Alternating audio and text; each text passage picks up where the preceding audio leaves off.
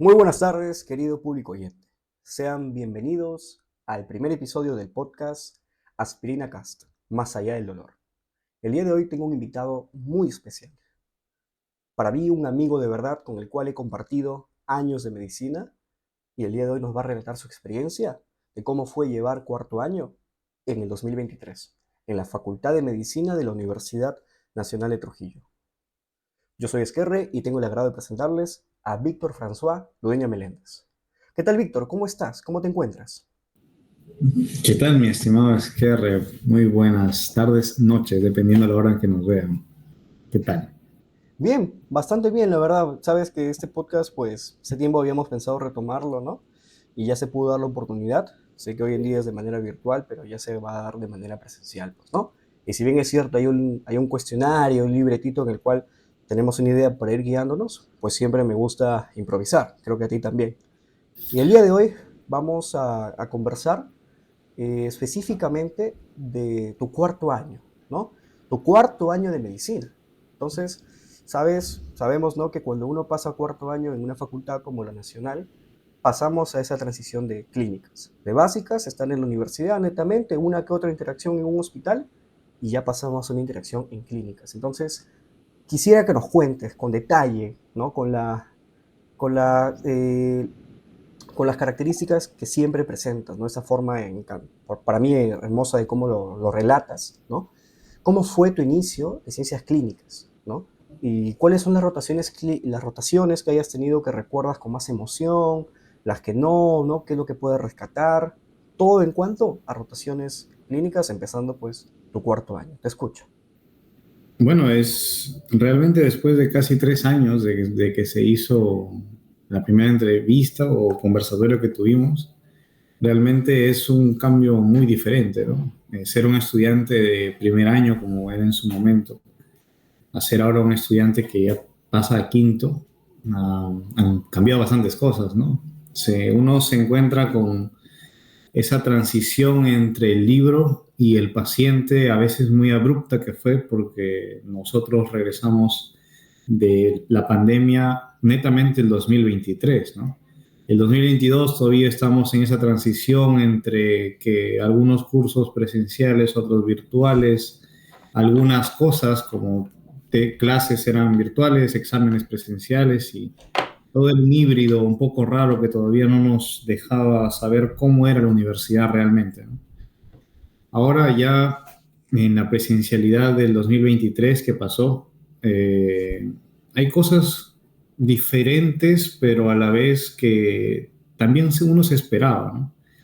Uno se espera que cuando pase a clínicas el trabajo sea mucho más pesado en cuanto a la práctica, lo cual es cierto, ¿no? Y ahora tratas con pacientes, ahora vas al hospital, casi todo tu mañana es el hospital y en las tardes clases y generalmente en laboratorios, ¿no? Ya no en un salón como tal, sino en un laboratorio haciendo prácticas, ¿no? Extracción de sangre, medición de glucosa y todas esas cosas que se hacen, por ejemplo, en el curso de laboratorio y también en patología, ¿no? Observar láminas, ya aplicar todo lo que has hecho en tus ciencias básicas, todo lo que deberías haber aprendido, desde tu biología molecular hasta tu fisiología, tu farmacología, ¿no? Ya todo se integra en el último semestre de cuarto año, que llevas patología y llevas prácticamente la tercera unidad de medicina 3, de medicina 2, 1. Bueno, ya me estoy adelantando ya a mi quinto año, el terror que se viene con medicina 2, pero, o sea, sí, ya todo se integra, ¿no? Al final.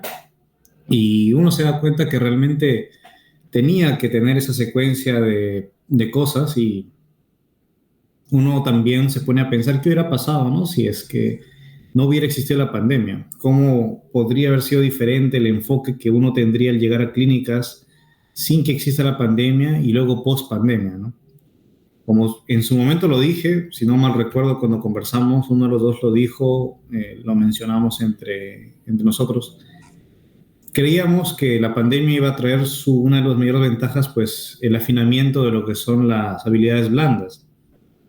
Y al menos eso sí se ha podido ver, ¿no? Hay muchos chicos de, bueno, mi promoción, que ahora somos bien poquitos, ya será tema de otra conversación, pero que manejan muy bien sus habilidades blandas, sus tiempos, su manejo de personalidades es increíble. Y te das cuenta que en realidad, al menos, no sé cómo será en otras carreras, pero en medicina tienes que tener muchas personalidades. Una con tu paciente, otra con tu doctor, otra con tus compañeros y esa similar a la de tu familia, ¿no?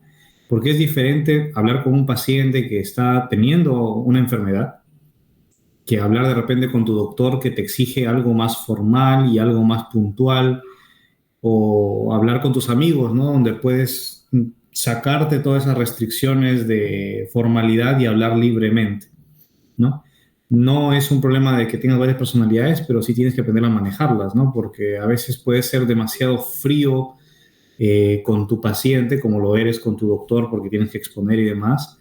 Y eso te juega en contra, ¿no? Porque no estableces ese vínculo necesario para que él te pueda contar las cosas que necesitas saber para poder hacer un buen enfoque clínico finalmente, que es el objetivo del curso de Medicina 1, ¿no? Llegar a poder postular tus hipótesis diagnósticas Ujú. y de esa manera ya hacer lo que distingue a un médico, ¿no? Porque al fin y al cabo el tratamiento, hay guías para tratar una enfermedad que tú te puedes regir a ellas, ¿no? Y obviamente con tu conocimiento clínico.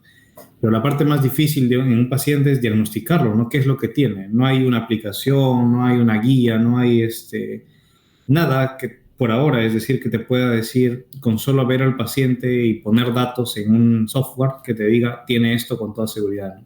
Todavía es una labor netamente del médico saber qué es lo que tiene la persona y ya luego de eso tratarla, bueno, que siempre ya la parte un poco más rutinaria que es el tratamiento. Entonces, esa transición, volviendo al tema de la transición a presencialidad, te trae esas cosas, ¿no? Volver a ver gente extraña después de no haber visto a nadie, más que a tu familia, es chocante, ¿no? No has visto a tus amigos, no has tenido contacto con gente de fuera y van, de frente te vas al hospital a tratar con gente literalmente que nunca has visto en tu vida y quizás tampoco la vuelvas a ver porque eres un estudiante, ¿no? Y te asignan pacientes al azar. Entonces, es chocante, estresante a veces porque no sabes cómo puede reaccionar, no tu paciente, pero sí el familiar que está al costado. Porque el paciente debe estar ya cansado de que venga un estudiante de la Nacional, un estudiante de la UPA, un estudiante de la Vallejo, a hacerle exactamente las mismas preguntas una y otra vez, a tomarle la presión una y otra vez, a tomarle todos sus signos vitales una y otra vez. Y el familiar también, ¿no? Debe estar harto de ver a su paciente enfermo, que vienen alumnos y que entre tres se ponen a hacerle todos los exámenes que ya le hicieron ayer otros alumnos de otra universidad, o peor, otros alumnos de otra mesa, ¿no? Que están con otro doctor, que les asignaron el mismo paciente. Entonces, es también una situación de que tienes que aprender a cómo manejar eso, ¿no? Cómo concatenar el hecho de que yo necesito hacerlo porque tengo que aprender, pero tengo que entender que el paciente, al fin y al cabo, él me está ayudando a mí. Yo todavía no le estoy ayudando en nada a él, porque nada de lo que yo le haga va a ayudarlo a mejorar todavía, ¿no? Sino al contrario, estoy aprendiendo yo. Es una relación de que yo gano, Ujú. pero él no gana mucho, quizás, de mí, ¿no? Quizás un poco de empatía, más cercanía, porque con los doctores, con los padres de visita, a veces es un poco frívola la situación, ¿no? Ujú. Y tú como estudiante, como todavía estás con las ganas, conversas más, de repente le das un momento de que puede expresarse, pero obviamente eso es poco comparado con lo que no estás ayudando mucho a su enfermedad propiamente, ¿no? Y más que lo estás manteniendo despierto, que ha estado cansado de que le hagan procedimientos, y vienes tú con tu esteto, con tu tensiómetro, tu pulso oxímetro, con tu cinta métrica y te pones a medir lo que señora levántese para poder auscultarla, que dese la vuelta, por favor, que haga esta maniobra, mueve el brazo así, mueva la cabeza así, levante la pierna, o sea, y todo eso llega a cansar, ¿no? Tú como paciente te pones en esa posición de que a mí me cansaría que me hagan eso una y Claro. otra vez.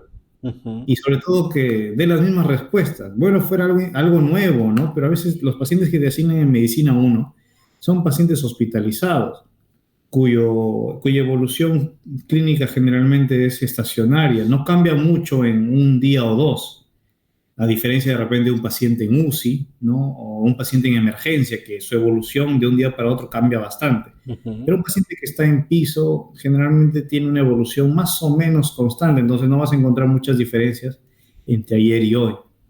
¿no? En el examen físico, en los hallazgos de todo ello. En el laboratorio quizás, ¿no? En el laboratorio sí puedes encontrar algo diferente, pero no le aportas nada a él, ¿no? Son cambios que pueden ser significativos o no significativos, ¿no? Para el paciente. Entonces yo creo que esa transición a cuarto año es lo que choca. El hecho de ver Ujú. personas totalmente extrañas después de una pandemia, el hecho de que haya todavía esa desconfianza en el personal de salud y que también el personal de Claro. salud se haya vuelto bastante mecanizado después de la pandemia, ¿no? Ya las cosas se ven incluso en el hospital se hacen a veces por inercia, ¿no?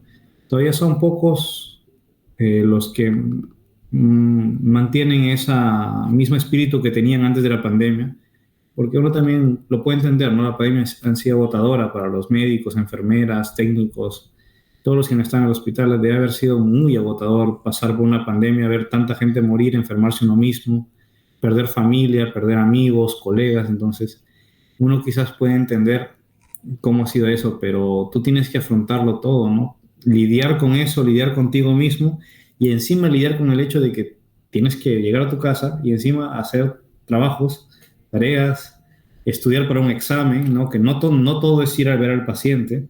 Al final del día, incluso eso, para todo tu aprendizaje final del año, es más un aprendizaje blando que un aprendizaje netamente académico, ¿no? Porque al final del año sigue siendo todavía bastante teórico cuarto año.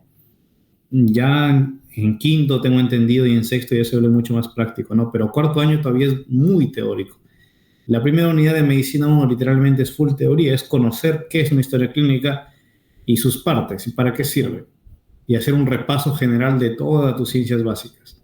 Y en segunda unidad ya te dan pacientes a veces no, ¿no? Entonces, todavía es muy, muy teórico. Y los cursos de la tarde, ni qué decir, ¿no? No ves pacientes, lees libros, ves laminillas con muestras, le sacas sangre a tus propios compañeros y pues trabajas con eso, ¿no? Entonces también es bastante, bastante teórico. Ujú. Quizás eso es lo que puede ser frustrante para algunos, ¿no? De que Claro. ya voy a ciencias clínicas, voy a ir al hospital con mi estetoscopio y voy a comenzar a auscultar a todo el mundo. No es tanto así, ¿no? Ahí Ujú. tienes que ver tus propios medios en realidad. Por ejemplo, hacer externado. Si quieres realmente hacer algo práctico con tus ciencias clínicas, tienes que hacer tu externado. Tomarte ese poco tiempo libre que vas a tener para seguir estudiando, pero en campo, con pacientes, suturando, ayudando a hacer procedimientos o incluso ayudando a hacer papeleo, porque al fin y al cabo es bastante papeleo también estar en un hospital, ¿no? Hacer órdenes, ir por resultados, hacer recetas, ayudar a ingresar datos al sistema, ¿no? Informar a los pacientes, muchas de esas cosas que a veces no nos dicen que te vamos a hacer nosotros en algún momento, pero que es parte finalmente de que cuando ya seamos médicos va a ser parte de nuestro trabajo, ¿no? Toda esa parte burocrática que puede ser aburrida, tediosa, pesada, Ujú. pero también tienes que aprender a hacerla Es ahora parte que eres de... estudiante para que cuando ya llegues a tu internado sea fácil, ¿no? Y ya no necesitas que estar aprendiendo, sino ya conozco cómo hacerlo y eso te permita ya tener más tiempo para hacer cosas no burocráticas, ¿no? Como tratar pacientes, avanzar tus historias clínicas y todo eso, pues, ¿no? Ujú. Mira, siempre es un placer para mí verlo, conversar contigo de esos temas, porque siento que es un punto que el promedio de estudiantes no lo ve, ¿no? Esa parte donde relatas esa transición de, claro, como estar justamente en virtualidad y de frente a interacción con pacientes, es algo que te cambia. Y no solamente eso, sino también el tema de la mecanización que mencionas por parte de los doctores. Yo creo que ha sido justamente por un tema de eficacia, ¿no? Por un tema de que, hablando del Estado peruano, del MINSA, ha habido una falta de atención, pues, ¿no? Por parte de pacientes en UCI, pacientes en emergencia. Entonces, ya sabes que tiene este dato en laboratorio, ya mándalo de frente a esta cosa, o derívalo a este lado. Entiendo yo que sin un tipo de análisis, sin un tipo de reflexión previa, que es lo que hace un médico, ¿no? O sea, nosotros no somos robots, al final, cada ser humano que vemos, pues, que vamos a ver eso es una persona, es un paciente, ¿no? Entonces me parece muy interesante ese punto, cómo lo relatas, ¿no? De esa transición a rotaciones clínicas. Y sí, justamente confirmo el aspecto de que cuarto año es también bastante de ciencias básicas, justo ayer conversando con un compañero, con Cristian Alba de la 57, él me mencionaba que patología es un curso de ciencias básicas, ¿no? Entonces debería llevarse antes de iniciar medicina uno porque uno ya va integrando histología, ¿no? Cierta parte de anatomía, tal vez fisiología, pero a un punto básico y ya después inicia como tal la parte de clínicas. Pero claro, supongo que más lo vemos como clínica por el tema de la imposición en este caso, ¿no? De los estetoscopios y la primera pisada al hospital, pues, ¿no? Que tanto añoramos. Ahora, François, sobre eso quisiera preguntarte, ¿no? Sobre, tú has hecho externado, ¿no? Con algunos docentes y doctores, entiendo, ¿verdad? Perfecto. Entonces, Sí, pero aparte también has tenido rotaciones con doctores de la facultad, ¿no? Tanto en segunda unidad o más tercera unidad, ¿no? De medicina uno. Aquí mi, claro. mi pregunta es, ¿cuál es la rotación que tú recuerdas, ¿no? Con más emoción, con más calidez, ¿no? Que tú digas, qué buena rotación. Yo te comento brevemente, he hecho 2 veces el externado, ¿no? 2 veces me he ido como externo, con residentes, en este caso, de nuestra facultad, en el Belén. Y ambas la disfruté bastante, pero hubo una otra que me gustó más porque el residente casi no se fue a dormir y en realidad se quedó ahí conversando con nosotros esperando que lleguen los casos, y nos relataba pues formas de las cuales nosotros podíamos enfocar el estudio, nos recomendaba que no prioricemos, pero que sí no dejemos de lado esas vivencias de la facultad, como la chocolatada, como los cumpleaños, como las sombrillas. Y a veces uno, tú sabes, ¿no? Cuando uno se ensimisma mucho en el estudio, pierde eso, ¿no? Entiende que no, solamente estudio, cero olimpiada, cero drill, cero otra actividad fuera del estudio. Pero yo disfruté bastante esa rotación, pero yo he tenido dos rotaciones que ni siquiera se llaman rotaciones, y fui como externo. Pero tú has tenido varias. Y quisiera que nos comentes cuál es la que tú recuerdas. Sí, lo primero que se te venga a la mente. Esta rotación realmente la disfruté. Ya sea por un tema académico, ya sea por un tema de una paciente, no sé. Te escuchamos, François. Sin lugar a dudas, de todas las rotaciones que tuve en mi cuarto año de medicina uno, de lejos la que más odié en su momento, la que más me cansó, física, académica y emocionalmente, pero a la vez también la que luego en retrospectiva uno la ve y es quizás una de las mejores rotaciones que he tenido. Y Ledesma, que fue mi compañero con el cual rotamos solamente los dos en ese momento, quizás pueda coincidir conmigo, no lo sé. Fue una rotación de gastro en segunda unidad, con un doctor nuevo que entraba a enseñar a cuarto año, él enseñaba en quinto, tengo entendido, Ujú, quinto o sexto, pero ya que se fueron dos docentes, entonces ingresó él, ¿no? ujú. Ya de por sí que eran poquitos docentes porque somos una promoción de pequeña cantidad. Se fueron dos y entró él a reemplazar y a ocupar el cargo, ¿no? Él era gastroenterólogo y Ujú. justo nos tocó la primera rotación de segunda unidad gastro con ese doctor. Eh, Teníamos bastante miedo, ¿no? Porque lo googleamos y vimos que era un especialista que había trabajado en varios hospitales y había ocupado jefaturas, ¿no? Entonces, y también tenía como que un caché de académico y también como su propia especialidad. Entonces, pucha, iniciar medicina 2 después de una primera unidad donde quizás no fue la primera unidad que esperaba, en cuanto no a los docentes, sino a mí mismo, de que esperaba más de mí esa primera unidad. Así que no fue la primera unidad que esperaba para mí, entonces entraba un poco temeroso a la segunda unidad, a ver ya lo que conocemos como problemas de salud, que es toda la segunda unidad, ¿no? Entonces, la primera clase llegamos puntuales y el doctor estaba esperando ya sentado y el primer doctor que había visto que nunca llegó tarde a ninguna de nuestras clases Ya. y jamás nunca se fue antes tampoco. Nos escuchaba cada palabra que decíamos en la exposición, estaba absolutamente atento. Si nosotros pataleábamos y decíamos una A por B, que cambiaba el significado de la palabra, él lo escuchaba. O sea, él tenía unos lentes de sol, digamos, esos tipo aviador, que tú Ujú. no sabías si te estaba mirando o estaba durmiendo, porque él se sentaba, este, ¿No se acuerdan de este anfiteatro que está entrando al lado del oratorio de la Facultad de Medicina? Ujú. Hay un anfiteatro, ¿no? Un pequeño Ya, anfiteatro, el sí. que le dicen el nuevo auditorio. Ujú, Entonces, él se sentaba en la primera fila y nosotros exponíamos al frente. ujú. El que está Mientras uno, entrando a la mano izquierda, ¿no? sí, Ya. mientras uno exponía, el otro estaba sentado con una silla al frente escuchando y él nos hacía exponer el mismo tema a los dos. O sea, para mañana vamos a ver, por ejemplo, constipación y náuseas. Ya, tú vas a hacer tus diapos de constipación y náuseas y tú también. Exactamente el mismo tema para los dos y cada uno va a exponer. Entonces ahí ya después uno aprendía cómo era su técnica, ¿no? El doctor, el primero que exponía, había todas los errores que cometía, se los dejaba pasar, pero al que estaba sentado le obligaba de cierto modo a que reconociera los errores que estaba diciendo. Y el segundo que exponía, si volvía a cometer los mismos errores que dijo el primero o volvía a presentar el mismo error que dijo el primero, ahí ya le caía la fundada, ¿no? Y era un doctor que no te maltrataba emocionalmente, ¿ah? Ni tampoco te maltrataba académicamente. Literalmente su primera clase no fue clase. El primer día que llegamos nos dijo, bueno, yo soy tal, esta es mi especialidad, ¿no? Es un doctor ya mayor, Ujú, bastante alto, se sentó y imponía bastante presencia, ¿no? Y a nosotros nos asustaba un poco porque tenía un rostro bastante duro.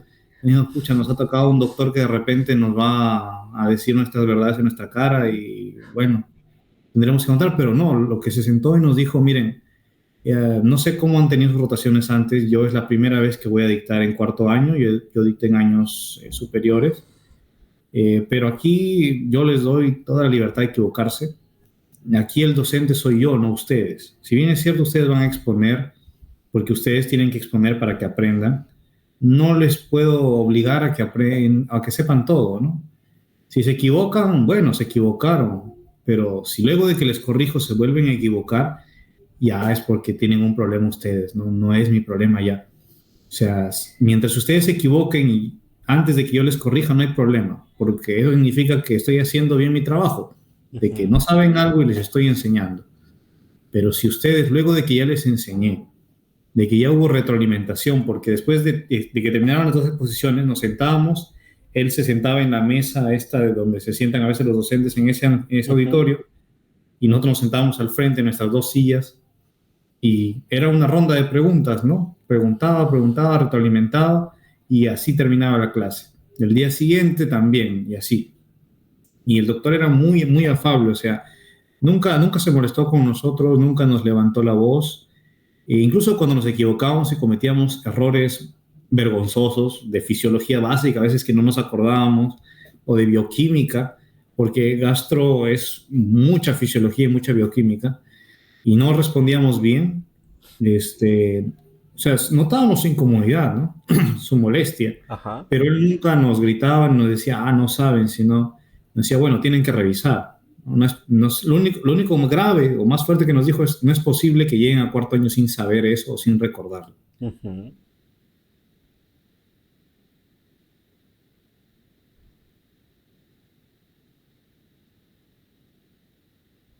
Pero si no se siente mal académicamente por no saber algo, pues François, François, está condenado al fracaso. ¿puedes retroceder unas oraciones? Se colgó tu internet, tal vez fue el mío. Te quedaste en la parte Ya. donde dijiste, no pueden llegar a cuarto año sin saber esto. Desde ahí retoma, por favor. Y, o sea, nos dijo esta frase y yo la entiendo como que es verdad, ¿no? Ujú, Uno como estudiante tiene que sentirse mal académicamente si es que no sabe algo, porque si se olvidó de algo que debería saber, pero lo toma como que, bueno, me olvidé, ¿no? Ya, ¿qué voy a hacer? Y no se siente mal, no se me da culpa de yo debía saberlo, está condenado a una mediocridad muy, muy fuerte, a mi parecer, ¿no? Y es lo que también entendía que el doctor nos trataba de decir, ¿no? No es ujú, nuestra culpa no saber muchas cosas, somos ignorantes en muchas cosas y es la función de los docentes orientarnos a aprender. ujú, En cuarto año ya no es como que yo te enseño puntualmente esto, sino te oriento a que tú mismo hagas tu aprendizaje. Porque al fin, como estudiantes de medicina y como futuros médicos, el aprendizaje lo tenemos que forjar también por nuestro lado, ¿no? ujú. Entonces, esta frase sí me chocó bastante, para bien. La- Era todos los días exponíamos, o sea, éramos dos personas nada más y todos los días exponíamos los dos el mismo tema. Entonces teníamos que hacer literalmente diapositivas de un día para otro, además de ir a ver los pacientes que nos asignaba el doctor, que nos asignaba en un hospital que estaba lejos de la facultad, no era regional, porque él había trabajado en otro hospital, no en la regional. Entonces también teníamos que ir hasta allá, regresar y eso quitaba tiempo, ¿no? Y yo me acuerdo que Ledesma y yo llegábamos cansados, ojerosos. Fue en la rotación donde más cansado terminaba la clase porque él cumplía su horario. Él decía, acá el horario dice de 8 a 12. De 8 a 12 nos quedamos. Y no es que sin hacer nada, sino que nos retroalimentaba y todo lo demás. Y decía, ya, luego se van a ver al paciente. Pero de 8 a 12 estamos acá haciendo clase.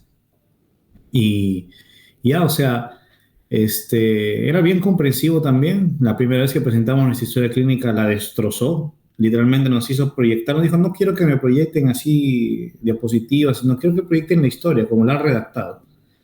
Quizás no a mano, lo pasan a virtual, nos dijo, Ujú, porque puedo que no entiende su letra de ustedes, ¿no? ujú. Cosas técnicas. Y para poder hacer una recomendación buena, mejor que sea digitado, para poder leer bien las palabras que ustedes pongan. Y tampoco no me engañen de que ahí dice algo porque es su letra y en realidad no dice eso. Claro. Entonces, nos destruyó nuestra historia. El primero que expuso fue Ledesma y luego expuse yo y a los dos nos destruyó por igual. Ambos nos habíamos equivocado en cosas diferentes, pero para el doctor eran igual de importantes, ¿no? Desde el punto en que incluso nos dijo, ya, a ver, tú has hecho este cálculo de calorías de la dieta de tu paciente, y me dijo a mí, Ujú. ¿qué has Ya. utilizado para hacer el cálculo de calorías? ¿Qué instrumento? ¿Qué guía? Ujú. Y en ese momento todavía no había llevado nutrición, ¿no? Desconocía que existía una guía peruana de alimentos donde están todos los alimentos peruanos y en general con sus calorías por cada 100 gramos y uno tenía que calcular, ¿no?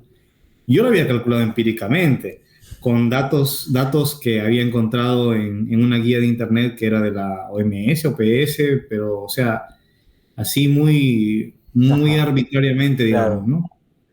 Y él me dijo, te apuesto que si sacas la guía del MINSA, no va a coincidir con tus calorías de ahí. Es imposible, pues. Tú me has dicho que la paciente pesa tanto y tiene un IMC de tanto. Y come esa cantidad de calorías, no creo. Y efectivamente, ya cuando lo corregí para el día siguiente, sí, pues, o sea, la cantidad que comía de calorías era muchísimo mayor. Yo lo había calculado mal. Y me dijo, ya ves que estaba mal. Y no puedes permitirte en una rotación de gastro calcular mal las calorías. O sea, y son detallitos que así, incluso nos decía, ¿no? Por ejemplo, acá tú dices, su hija tenía esta enfermedad, ¿no? Y su hijo tal. ¿Su hijo de quién? ¿De la señora o de su hija? No está claro. Cualquiera que lo lea se puede confundir. Tu historia tiene que ser clara. Cualquier persona, hasta el vigilante de la puerta, debe entender lo que estás diciendo acá. Entonces, nos decía, ¿no? Que teníamos que ser bastante claros. Y fue una rotación también emocionalmente pesada, digo. Ya lo académico y lo demás físicamente fue porque eran unas clases pesadas. Ujú, Yo después de mucho tiempo volví al hospital donde había fallecido mi abuelo. ujú. Y justo gastroenterología, no, el piso de gastro está entrando a la mano derecha. Y a la mano izquierda de ese mismo pasillo está el lugar donde falleció mi abuelo. Entonces, la primera vez que pasamos, yo fui con Ledesma y Ledesma, bueno, seguro porque se lo comenté también, yo me sentí mal, o sea, hasta cierto punto tuve una descompensación emocional muy fuerte, no física, no es que me dio náuseas, ni se me bajó la presión, pero sí sentí esa pesadez en el pecho muy fuerte, ¿no? De volver a ese hospital y a ese lugar en específico después de tanto tiempo. Pero el doctor estaba delante de nosotros y nosotros como cual peripatéticos teníamos que seguir caminando atrás de él. Entonces uno tiene que hacer de tripas corazón y seguir, pues, ¿no? Pues yo seguí caminando, me dio a mi paciente, terminé eso y luego el doctor dijo, bueno, acá los dejo con la paciente, terminen ustedes y ya mañana me presentan su historia. Este, y, o sea, yo cometí ese error, fue la primera paciente que me asignaron en mi vida, Ujú. cometí ese terrible error de encariñarme con esa paciente. Era una paciente joven, tenía 50 y tantos, 53 años más o menos, si no me recuerdo, sí. Era Bueno, oriunda ¿joven de Chile. o adulta? Es que para la edad en la que falleció, 53 años, es bastante Ah, joven. ya. Ah, falleció. Sí, Ujú. ella falleció. Yo me acuerdo que con el doctor entablé una relación alumno-docente bien bonita.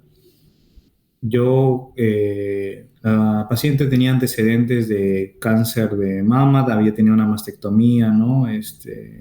Varias comorbilidades de cáncer previas. Y había Ujú. venido por un aparente cálculo vesicular. Ella no tenía vesícula, ¿no? Sino que habían dicho que podría haber sido porque le habían extraído la vesícula y el cálculo puede haber quedado en alguno de los conductos y con el tiempo pues había crecido y luego había obstruido el colédoco y había producido toda la sintomatología, ¿no? La ictericia y todo lo demás. Eh, pero cuando yo lo examiné, yo recuerdo que en el examen físico su hija estaba ahí presente, ¿no? Y hice todo el examen físico de pies a cabeza. Ujú. Incluso me permitió hacerle un examen de mamas, porque ella tenía una mastectomía parcial, la mama izquierda, Ujú. pero conservaba todavía su mama derecha, ¿no? Entonces hice el examen, ¿no? Con el permiso de la paciente y de su hija, que estaba presente en todo momento. Claro. Y yo encontré ahí dos pelotitas que para mí eran raras, ¿no? Yo le dije, ¿siempre ha tenido esto? ¿Le duele? Me dijo, no, no me duele, pero sí las había visto hace poco. Yo lo apunté en mi historia, ¿no? Ujú. Y el doctor me dijo, dile a la médico residente lo que has encontrado. Al día siguiente, cuando presenté mi historia, me dijo, dile a la médico residente lo que has encontrado. Y yo se lo dije, ¿no? Le dije, oye, encontré esto.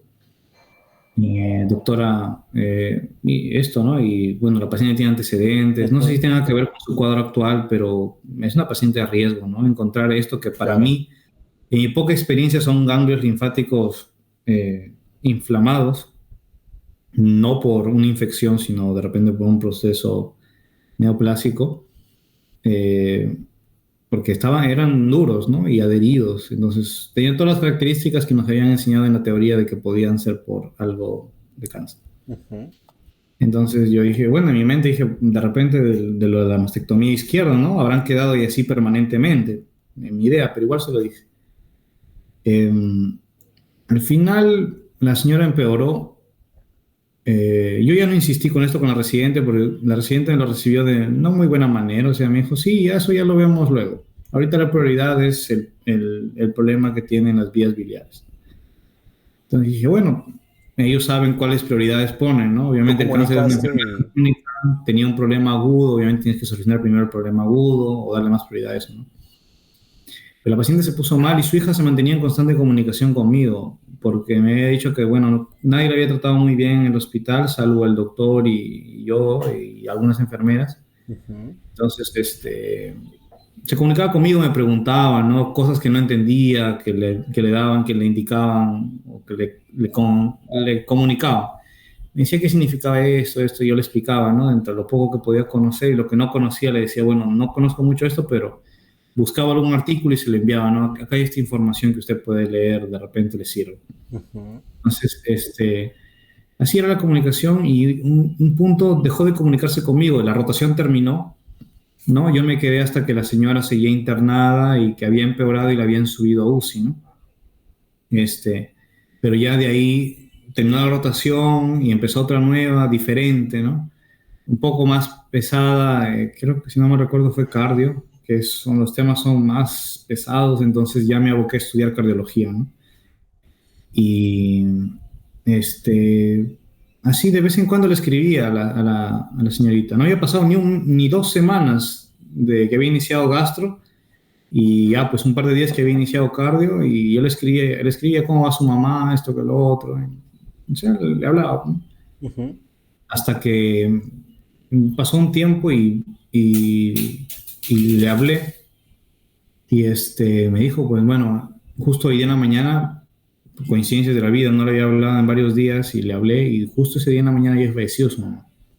Dijo, bueno, ella me decía doctor, ¿no? Yo le había repetido hasta el cansancio que era estudiante, pero ella me decía doctor. Entonces, me dijo, doctor, bueno, mi mamá ya falleció, hasta el final, en realidad lo que tenía era un tumor en las vías biliares, no era un cálculo, y con la intervención y todo lo demás había empeorado un poquito, ¿no? Entonces, en las imágenes ese tumor había pasado desapercibido terriblemente porque había pasado como un cálculo, pero había sido tan agresivo, se había desarrollado tanto que los médicos no habían podido identificarlo. Y yo había visto incluso las imágenes, y no se veía que era un tumor, ¿no?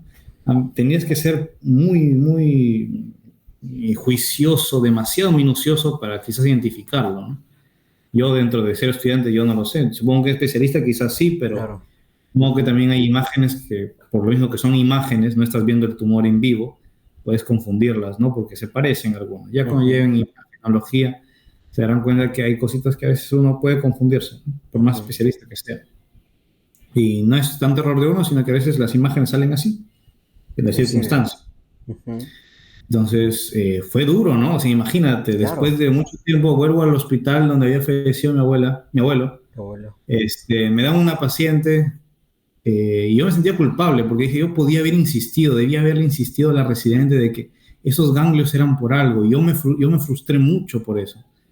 Y le hablé al doctor, y el doctor, algo que no te comenté, el doctor nos dijo a Ledesma y a mí, este es su paciente, de ustedes depende que se recupere. O sea, lo dijo obviamente no poniéndonos una clave, sino lo dijo en son de broma, pero esas palabras retumbaron cuando falleció, pues, ¿no? Y él siempre durante la rotación nos preguntaba, ¿cómo está la paciente? No me digan su estado de enfermedad, sino cuéntenme cómo está hoy día, qué les ha dicho, todo. O sea, no seguía eso. Y a veces por WhatsApp también, ¿no? Yo le contaba lo que me decía la hija que me Ujú, contaba, la doctor, hija. mira, al hijo le han dicho esto, ¿no? De repente usted puede hacer algo para que le ayuden porque dice que no le quieren dar este resultado, que eso, lo otro. Ujú. Y esa noche me acuerdo que le escribí al doctor. Le escribí, le dije, doctor, falleció la paciente. Y el doctor no me contestó, pero me llamó. Me llamó, me dio el pésame, como si fuera mi familia, me dio el pésame. Yo no lo entendí en su momento. ¿Por qué me está dando el pésame a mí? Si, o sea, era simplemente, en ese momento yo lo pensaba, es simplemente una paciente, ¿por qué me está dando el pésame como si fuera un familiar? Lo que pasa es que el doctor también conocía mi historia porque en algún momento me había visto mal en clase y bueno, le conté un poquito acerca de mi abuelo y que había fallecido en ese hospital y todo lo demás. Entonces, como que supongo que fue lo suficientemente empático como para entender por la situación que estaba pasando, que me marcó muy profundamente. Y ya, o sea, él me dijo algunas cosas que me hicieron entender que no tenía por qué culparme por eso. En realidad, no había que buscar culpables. Y si hubiera algún culpable, bajo ningún contexto era yo, porque apenas era un estudiante, ¿no? Ahí el error, si es que no hubo un buen diagnóstico, era de los doctores, no mío. Y yo me estaba matando, torturándome de que era mi culpa, que era mi culpa, que era mi culpa. Y fue un parteaguas bien interesante porque a partir de ahí uno ya aprende a manejar mejor a los pacientes y a manejar sus emociones también. Es algo que muchos no entienden, ¿no? Hasta que se topan con una situación así, no entienden la importancia de manejar las emociones cuando vas a ser médico, cuando estás estudiando medicina. Yo la pasé muy mal ese mes y encima ese mes era el mes donde había fallecido mi abuelo y encima la fecha donde había ido al hospital eran días previos al aniversario de su fallecimiento. O sea, y el día de su fallecimiento, la fecha, yo había tenido que ir al hospital. O sea, tuve que pasar por toda esa carga emocional bien fuerte esos días, ¿no? Obviamente yo como no vivo con nadie en mi casa, tuve que manejarlo solo. Fue una situación bien dura, pero bueno, al final creo que salí bien librado. Al día de hoy lo recuerdo como un aprendizaje más que como algo malo. Así que tengo que agradecer que haya ocurrido algunas cosas. Obviamente, cada vez que puedo, ¿no? Dentro de mi misticismo religioso, por no decir una religión específica, sino generalmente uno tiene que tener su parte espiritual, siempre, Ujú. ¿no? De lo que sea, Ajá. ya sea que creas en Dios como un Dios europeo católico, o creas en Buda, o en algún Dios Hindú. oriental. Tienes que tener tu lado espiritual, algo precisamente en estos momentos donde estás solo, te puedas apoyar para poder manejar tu propio espíritu. Entonces, a veces sí, o sea, lo recuerdo y bueno, entre lo que uno puede pensar, agradezco a la señora por haberme dado la oportunidad de haber sido una paciente que me enseñó lo que no te enseñan en la universidad, ¿no? A manejar tus emociones, a manejar tu manera de tratar a un paciente y sobre todo recordar de que tu labor, tu responsabilidad como estudiante de medicina, a diferencia de cualquier otra carrera, no termina cuando te vas a tu casa y acabó tus clases, ¿no? Sino que a veces sobrepasa eso. Yo podría haber ignorado a la hija tranquilamente, le hubiera dicho, no sé, o sea, no sé este tema, No me hables. apenas soy un estudiante, disculpe, ¿no? No, o simplemente ignorarla o bloquearla, porque al fin y al cabo, a WhatsApp, ¿no? La Ujú. bloqueaba y nunca más podía ni hablar, pero o sea, te enseñan a ser eso te enseña a ser tan empático de tomar tu tiempo a las 11 de la noche, de que a veces me enviaron un mensaje y yo me sentí en la responsabilidad de tengo que responderle porque significa que nadie en el hospital le ha hecho caso, nadie le ha explicado y soy su último recurso de que está prácticamente confiando en que yo puedo ayudarlo. Entonces me levantaba, si no sabía del tema porque todavía no lo había llevado o no conocía muy bien sobre algún término que le habían mencionado, me metía a revisar artículos, buscaba en PubMed algún artículo entendible, porque también uno tiene que entender que los pacientes tienen que entender, ¿no? Y un Ujú, sí, artículo, si claro. bien es cierto, puede leerlo un médico, pero también puede leer una persona que no es médico y puede entenderlo, pero tiene que ser un artículo adecuado, ¿no? Ujú. Entonces buscaba un artículo más o menos amigable a la lectura y le enviaba, ¿no? Mire, señora, yo tengo esto, no lo conozco, este tema, no sé todavía mucho, como dije, soy estudiante apenas, pero he hecho una pequeña búsqueda bibliográfica y tengo este o estos artículos que de repente la pueden ayudar a poder entender mejor lo que le han dicho de su mamá, ¿no? Yo los he leído, yo he interpretado esto, le puedo decir esto, pero igual léalo usted, por si acaso léalo usted y ya, ¿no? Entonces, o sea, te enseña, ¿no? Esa responsabilidad que va un poquito más allá de solo ser un mero estudiante que va a la facultad, cumple con sus clases, con sus tareas. Sé que muchas personas que vean esto, que escuchen, van a estar en desacuerdo, no van a decir, no, o sea, te estás comprometiendo mucho más allá. Pero también depende de cada uno, ¿no? A mí me enseñaron de que los compromisos son fuertes, incluso más allá del tiempo que te exige la norma a veces. Obviamente, si hablamos de trabajo, tiene que ser retribuido, ¿no? Pero ahorita estás en una situación de estudiante en donde cada oportunidad de hacer algo extra, algo te va a enseñar. Y en este caso fue una enseñanza emocional muy, muy importante que creo que jamás me voy a olvidar.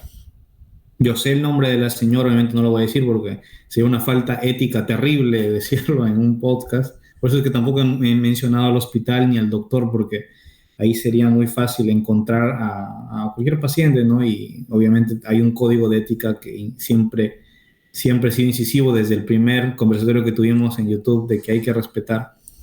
Entonces, es así, ¿no? O sea, dentro de todo, creo que son aprendizajes que te van enseñando cositas que otros de mis compañeros quizás han tenido algo similar o no, no lo sé, lo ignoro, pero si es que lo han tenido, espero que lo hayan sobrellevado bien. Y finalmente, ya para terminar este tema que mencionaste en Ujú. mi rotación, sino que me extendí porque, como te digo, es una No, rotación que me sí. marcó bastante. Ajá.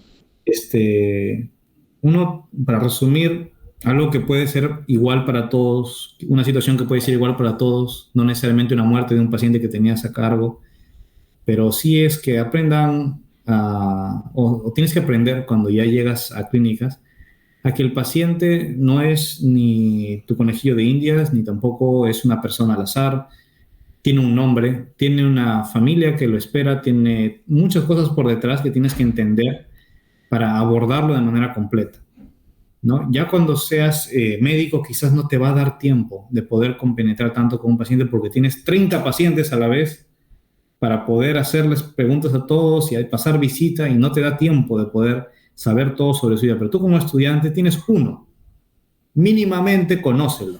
Ese es el consejo que me quedó, ¿no? Mínimamente tienes un paciente por rotación.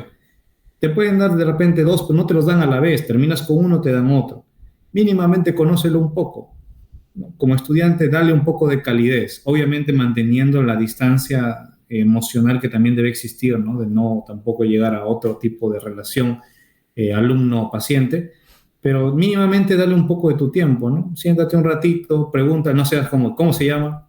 ¿Dónde vive? No, o sea, así de seco y ajeno a él, ¿no? Sino conversale, saca la información conversando, no con No preguntas. como una entrevista o un interrogatorio, sino como una conversación, pues, ¿no? Claro, o sea, por ejemplo, si quieres saber su dieta, dices, ¿y usted, o sea, qué le gusta comer, ¿no? Y te comienza a decir, ¿no? ¿Y qué tal? Y usted, de repente, ¿qué le gusta hacer en su tiempo libre? Y te comienza a contar y ahí te ves a decir, bueno, yo salgo de repente de fiesta. Si, usted sale de fiesta, seguro toma de repente o no toma. O sea, ya le comienzas de una manera un poco más amigable, donde el paciente te puede contar, porque si tú le dices, toma o no toma, el paciente puede ser un alcohólico, pero como estás presentando de una manera hostil, te va a decir, no, no tomo, o Claro. tomo poco.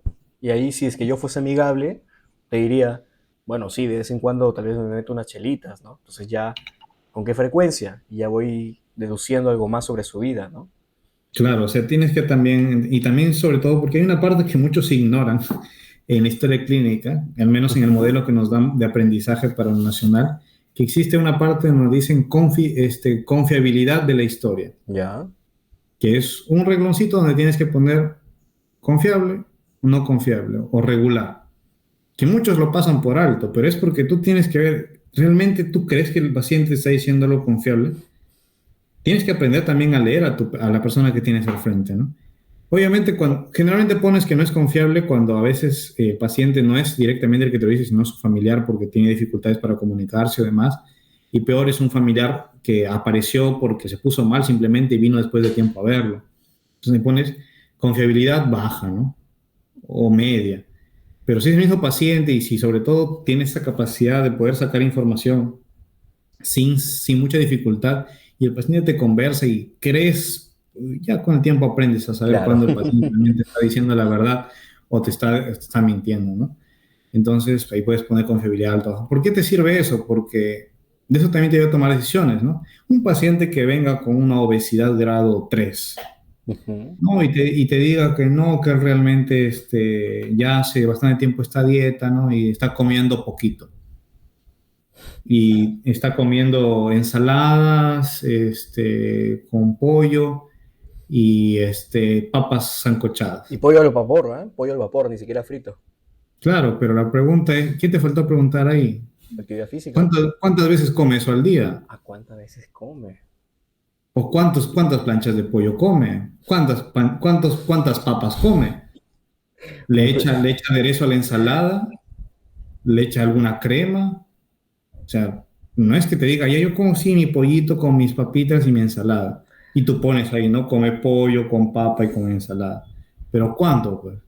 Yo puedo comer, mira, yo y una persona con obesidad grado 3, los dos podemos decir, yo me como una hamburguesa al día.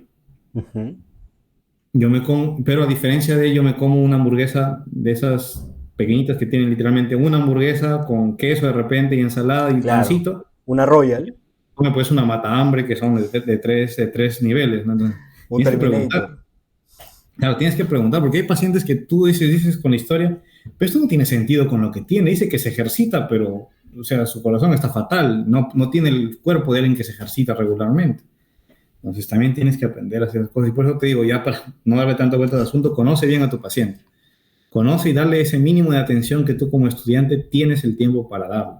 Que de repente su médico o residente o su asistente o su interno no tiene, no porque no quiera, sino porque tiene 20 pacientes más a los cuales también tiene que ver y tiene que dar ese mismo tiempo cada uno, que es limitado el tiempo, ¿no? Claro.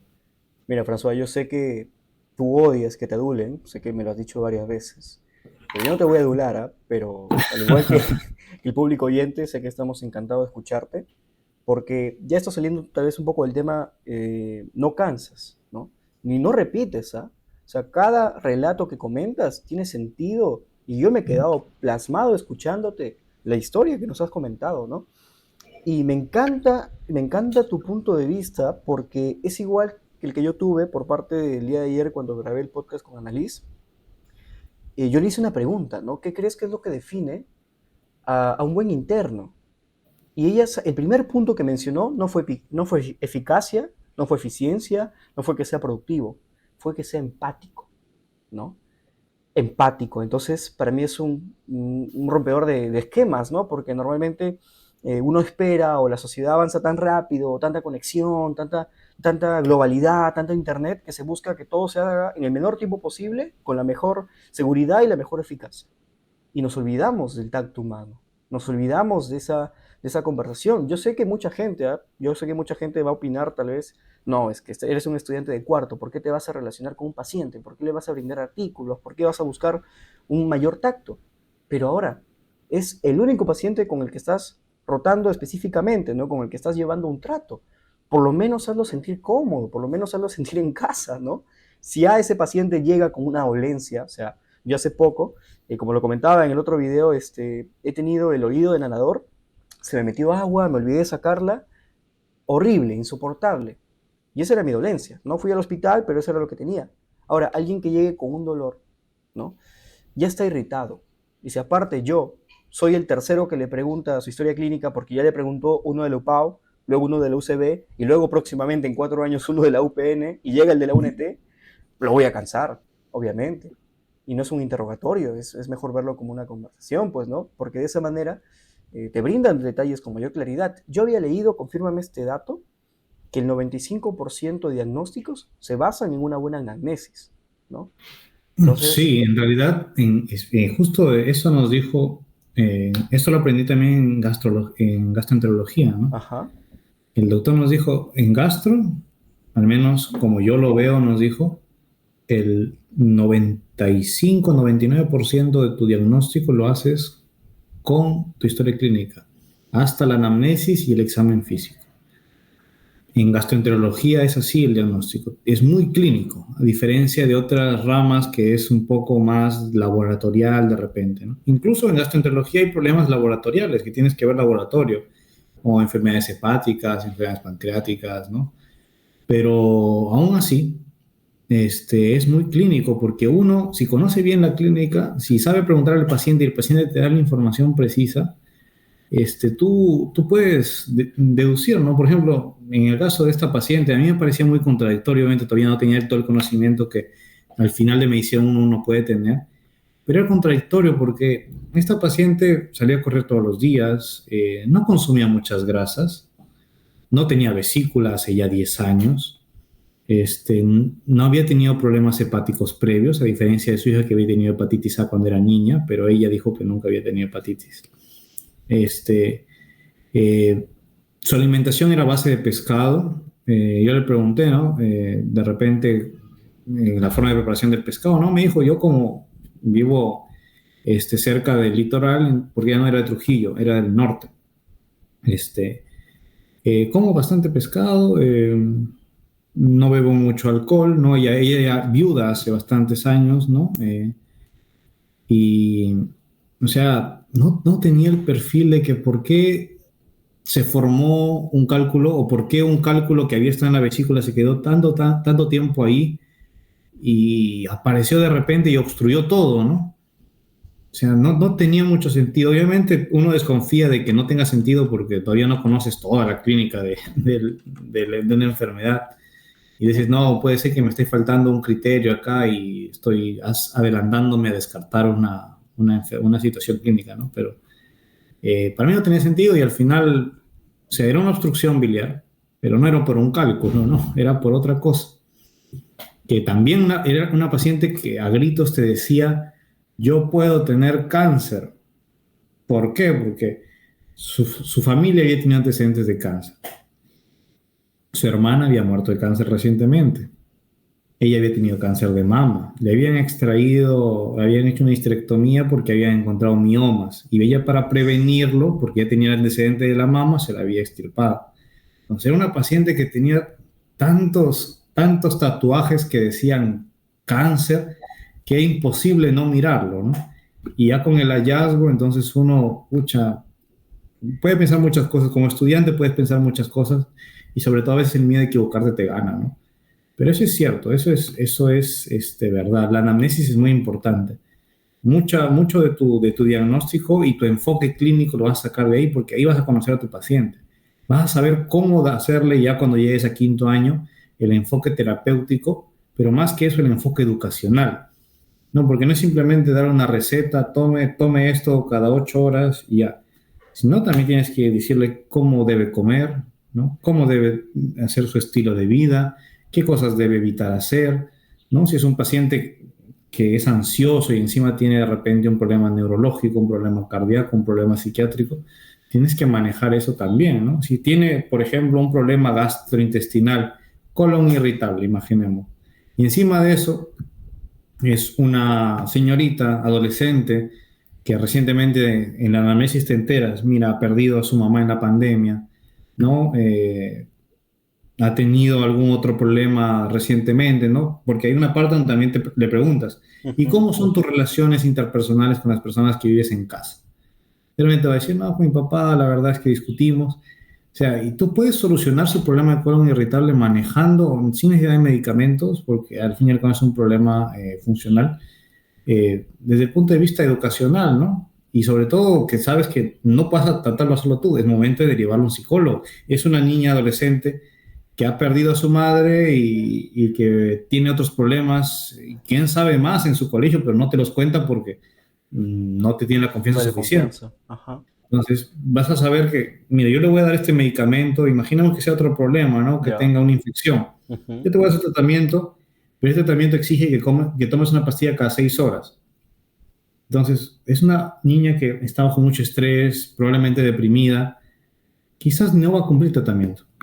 Entonces, tienes que pensar, no, entonces mejor le doy una pastilla que lo tome cada 12 horas, haciendo Mayor que tiempo de vida pueda ser media. más probable que en casa lo cumpla el Claro. tratamiento, ¿no? Entonces, ya ahí aprendes a manejar porque dependiendo de qué paciente tienes al frente, Ujú. tomas decisiones también, pues, ¿no? Claro. Mira, ahí François, hay un punto muy importante que mencionaste, me encantó la parte donde buscas un, un enfoque terapéutico, pero no enfocado en los fármacos, sino enfocado en esa convivencia, ¿no? O sea, con respecto a lo del colon irritable, ¿qué opinas tú sobre la medicina cuando vemos que los fármacos que utilizamos, los fármacos que se recetan abiertamente, tratan una consecuencia, ¿no? Tratan un síntoma? Y eso escapa del tema del podcast, ¿ah? Pero quiero dialogarlo contigo porque, por ejemplo, en el tema de un diabético, ¿no? Yo le doy metformina, ¿no? Y yo busco disminuir los niveles de glucosa en sangre, ¿ya? Pero si bien es cierto, hay cierto enfoque cada vez más, ¿no? Por parte de los cursos que nos enseñan como salud y comunidad, ¿no? De ver la medicina desde un aspecto también de los hábitos de la persona. Que dicho sea de paso, los estudiantes ignoran olímpicamente esos cursos. Claro, claro. Y no sé si recuerdas, cuando lo llevamos en segundo año, estábamos con el doctor, ¿no? No lo vamos a mencionar, pero a mí me encantaba conversar en ese curso. Eran los viernes por la tarde, ¿te acuerdas? Lo llevamos de manera virtual. Sí, sí, me acuerdo de tus intervenciones. Claro, y Bueno, hablábamos un montón. tus intervenciones me parecían interesantes hasta que comenzabas a hablar de mindfulness y ya me perdía. Ya otra vez a empezar con esto a la izquierda. Desde primero estaba con Pero, eso mindfulness. pero, o sea, sí, o sea, era un curso y sigue siendo un curso porque vas a llevar hasta el último día de tu carrera, vas a llevar algo de salud pública, que son importantes, tienes que aprenderlos, pero algunos dicen, no, es un día a la semana, es un curso por cumplir. Ajá. Y la verdad es que no es un curso por cumplir, Y ninguno luego, es un curso por cumplir, salvo matemática puede ser, y esto es porque para que aprendas a leer bien un bioestadística. artículo científico, mínimamente tienes que saber bioestadística, para que sepas Exactamente. interpretar lo que estás leyendo, porque si no, vas a ser un médico que Conclusión, solamente título, lee. ya no es suficiente. Claro, pues, o sea, tienes que saber de todo un poco, desde Ujú. bioestadística básica hasta cirugía avanzada, por poner ahí un extremo ejemplo.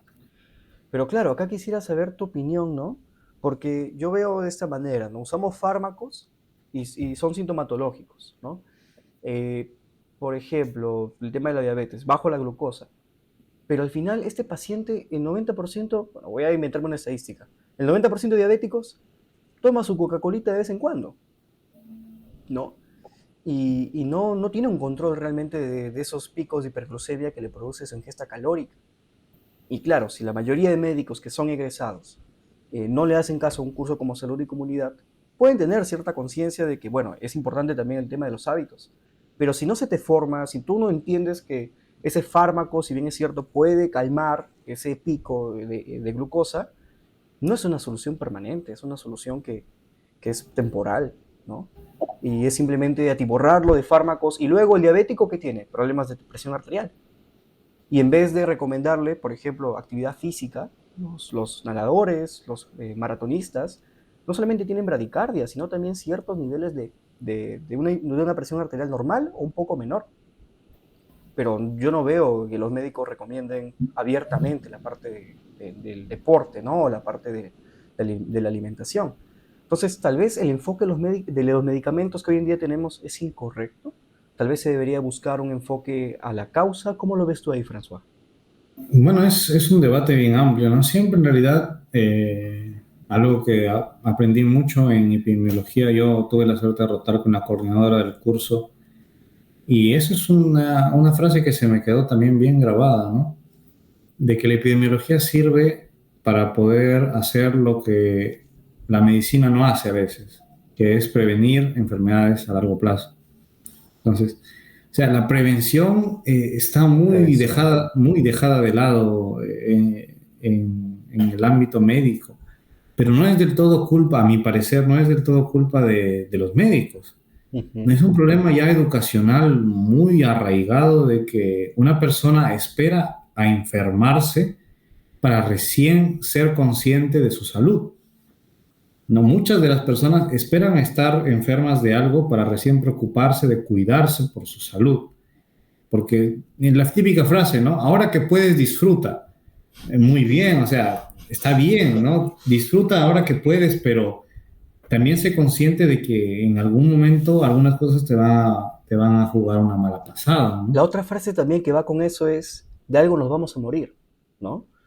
O sea, Sí, o sea, es una actitud bien, bien fatalista, que a veces uno eufóricamente incluso lo puede decir, ¿no? Pero es cierto, de algo vamos a morir, pero la pregunta no es de qué te vas a morir, sino qué tan bien viviste antes de morirte, ¿no? Y si vives enfermo, con una diabetes que no controlas, con una hipertensión que tampoco controlas, con un sobrepeso que apenas te deja moverte y hacer algo tan sencillo como amarrarte los zapatos, te quita tu independencia física, y eres simplemente atendido por alguien de tu familia y te carga esa responsabilidad de, pucha, mi familiar me está ayudando en vez de él vivir su vida, ¿no? claro. Entonces, y es una responsabilidad bien grande que tú mismo te enfermes, porque no es tú solamente que te enfermas, por más que ibas solo, es la persona que te rodea.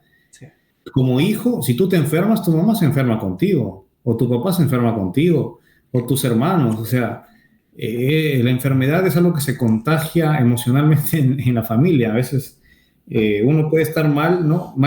Algo tan simple como puede estar mal del estómago, un dolor de estómago, y ya, si es que es tu papá, ya te preocupaste, ¿no? Pucha, él no suele tener dolor de estómago, ya te estresas. Y vuelta, tú terminas con dolor de estómago, pero por otro motivo, ¿no? O si no, ya te enfermas tú y vas corriendo a tu mamá o algo.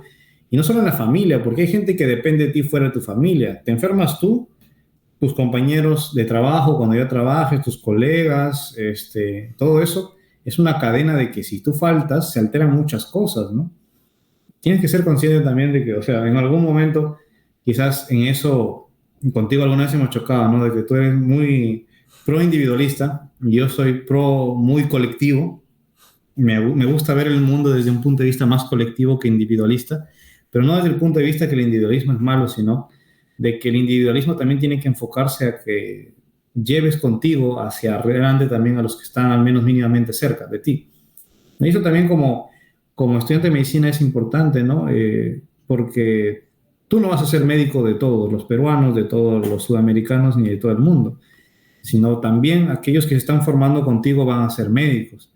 Y tienes esa responsabilidad de que si puedes enseñarles algo académico, algo, eh, no sé, emocional, compartirles una experiencia que les pueda ayudar, también está en tu responsabilidad hacerlo, porque de repente tu destino es ser el mejor médico del mundo, como también puede que sea ser el estudiante que inspire al mejor médico del mundo.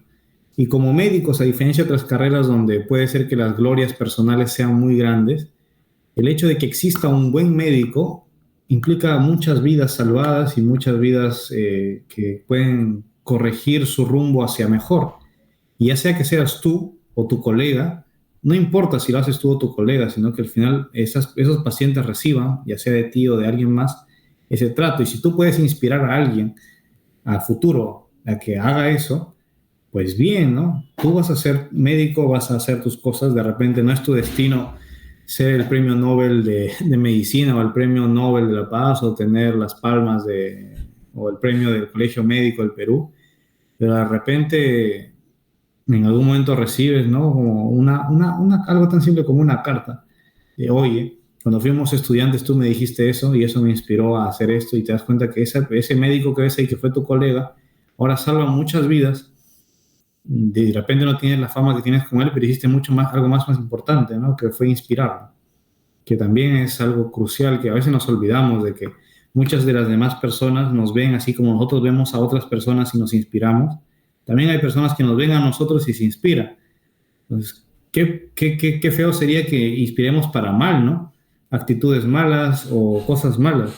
Entonces, también es una cuestión de que uno proyecta, incluso la familia, porque a veces es típico, ¿no? Al menos en pediatría se puede ver eso, ¿no? La mamá, mira el doctor cómo es así de limpio, así tienes que ser tú en la casa, o mira el doctorcito que así es ordenado, así tú en la casa. Entonces, el niño ve esa figura, pero también tienes que tener esa autoridad ética, moral para tratar a un paciente. Como tú, médico, puedes ser alcohólico o consumir drogas habitualmente y todo lo demás, y decirle no a un alcohólico, oye, no tomes, Claro, eh, es algo moralmente muy complicado, ¿no?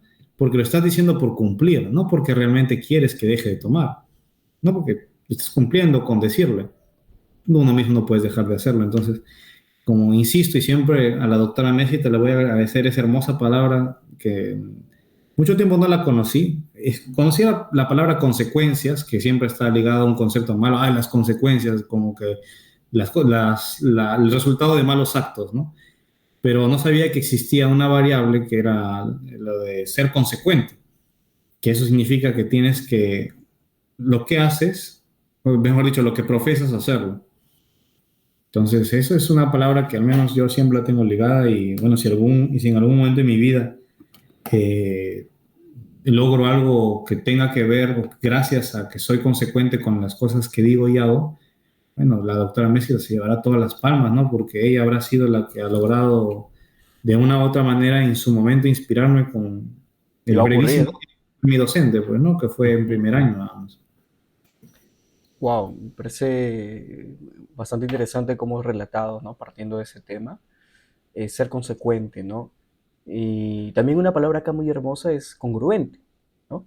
Porque yo puedo decir muchas cosas y al final mi vida no refleja aquello que profeso, aquello que enseño, ¿no? Y muchas veces estamos rodeados de ese tipo de personas, ¿no? Gente que te aconseja, que te dice, oye, pero no, no te, no sé, no salgas a fiestas y luego lo encuentras en la discoteca justo cuando fuiste, etcétera, ¿no? Un tema bastante amplio para discutir, para compartir, ¿no?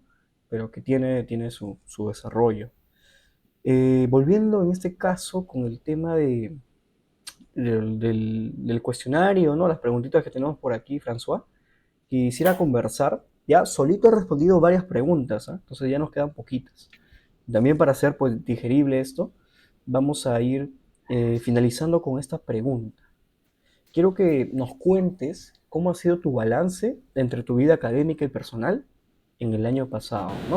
O sea, recuerdes el estudiante que has sido y tu vida personal, tus amigos. Yo sé que tienes un grupo muy cercano de amigos que consideras, bueno, más que amigos, hermanos, tal vez familiares que hayas visto por ahí, tu abuela, ¿no? Me acuerdo que me mencionabas, me acuerdo bastante cuando nos quedamos sin agua, ¿no? ¿Te acuerdas en Trujillo? Y yo te pedí porque yo no tenía agua, tú tenías un poquito. Pero bueno, entonces, ¿cómo hiciste para balancear? O tal vez no tuviste un balance, tal vez dijiste, no, ¿sabes qué? Este cuarto año lo pruebo bien y no me importa la esfera, de lo personal, solamente me importa la esfera académica. ¿Cómo hiciste en este 2023? Fue una situación rara, no diré complicada, pero rara. Bueno, mi balance con mis amigos siempre ha sido, gracias a Dios, bastante sencillo para mí, ¿no? Siempre me he podido dar tiempo de verlos. Ellos también siempre han podido concatenar, a pesar de que dentro de mi grupo de amigos yo soy el que menos tiempo tiene para salir con ellos a veces, o a veces, muchas veces tengo que decir que no, o llegar tarde a alguna reunión que empieza porque, bueno, tengo que terminar algunas cosas, ¿no? Entonces, o sea, ahí, bueno, gracias a Dios, como te he dicho, me han tocado eh, buenos hermanos para mi vida, así que no puedo quejarme al respecto, Yo ¿no? creo que Siempre están. eso es la verdadera amistad, ¿no? ¿Cuál? Significa que yo no necesito hablar contigo a diario para demostrar que soy tu amigo, ¿no? Creo que eso siempre, ese pensamiento siempre lo hemos compartido. Te encuentras con alguien después de, no sé, 3 meses, 6 meses, un año, y se dan cuenta que apenas en la interacción, en el abrazo que se dan, siguen compartiendo esa vibra, esa energía, ese relato. ¿Algo así más o menos crees que compartes con ellos? No, claro, definitivamente no, yo a esas alturas creo que no importa cuánto tiempo pase sin vernos o sin hablar, ¿no? Llevo ahorita mucho tiempo sin hablar con uno de ellos que está fuera del país, con otro que está en Lima. Incluso con el que está acá en Trujillo ya no hablo mucho, pero hace un par de días nos volvimos a reunir porque yo tenía un poco de tiempo, él también tenía tiempo, entonces dijimos, oye, te caigo a tu casa, conversamos un poco.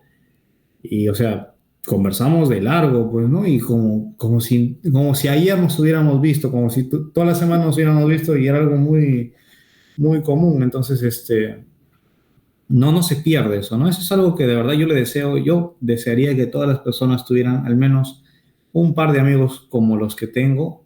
Obviamente que concatenen con la personalidad de cada uno, porque para que sea tu amigo tiene que aceptar un poco tu personalidad y tú aceptar Claro, un poco de ella, pero también tener en cuenta de que son diferentes y que no van a coincidir siempre, ¿no? Un amigo no es aquel que te dice sí a todo, exactamente. sino aquel que te apoya, ya sea con una avenencia, con una aceptación de lo que estás haciendo, o te apoya diciéndote que estás mal, ¿no? Corrigiéndote. O sea, son dos tipos de apoyo que los dos los necesitas en tu vida, porque te ayuda a ver las dos perspectivas, ¿no? Un amigo que siempre está diciendo, sí, que bien, aplauso, aplauso, aplauso, a pesar de que quizás no todo lo que estés haciendo está bien, pues no es lo correcto. Y el otro amigo que te critique todo, todo, todo, todo, tampoco, ¿no? Es una amistad tóxica.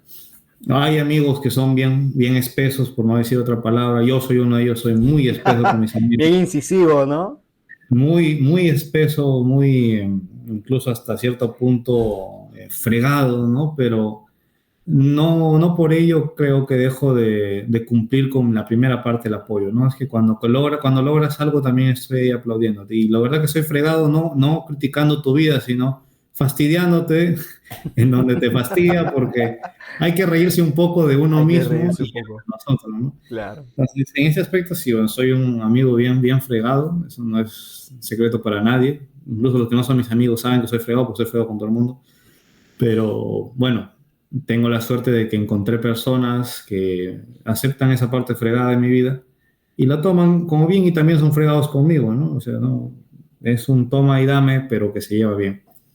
Ahora, respecto al aspecto familiar, bastante bien también, o sea, no han habido problemas en ese sentido. Quizás he estado con menos tiempo de poder ir a ver a la persona más cercana que tengo acá en Trujillo, que es mi abuela, pero igual no he tratado de poder sacar mis tiempos. Ha habido alguna oportunidad que estaba en parciales que un mes, a pesar de que está no muy lejos de aquí, no le he visto un mes y me he sentido terriblemente mal por eso, pero luego cuando voy a verla volvemos a conversar y todo vuelve a fluir, ¿no? Como una madre y un hijo.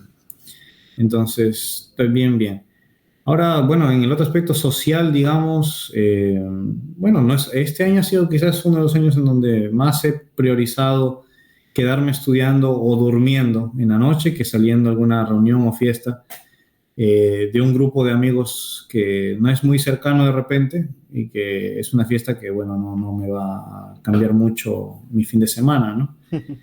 A diferencia de una reunión con estos locos que cuando nos reunimos, sí, pues es una experiencia nueva cada vez, ¿no? Entonces, Y no tenemos que tener grandes litros de alcohol o cualquier o música estrambótica, sino que a veces simplemente es una reunión sentados alrededor de una mesa o en una sala, conversando, de repente tomando algo, pero conversando, y a mí me parece mucho más entretenido a veces que ir a una casa donde hay una fiesta a todo volumen y solamente se baila y se toma, ¿no? Entonces, obviamente también es divertido, ¿no? Me gusta bailar, así que este, también lo disfruto, pero si me das a escoger entre las dos, escoger la primera sin dudarlo.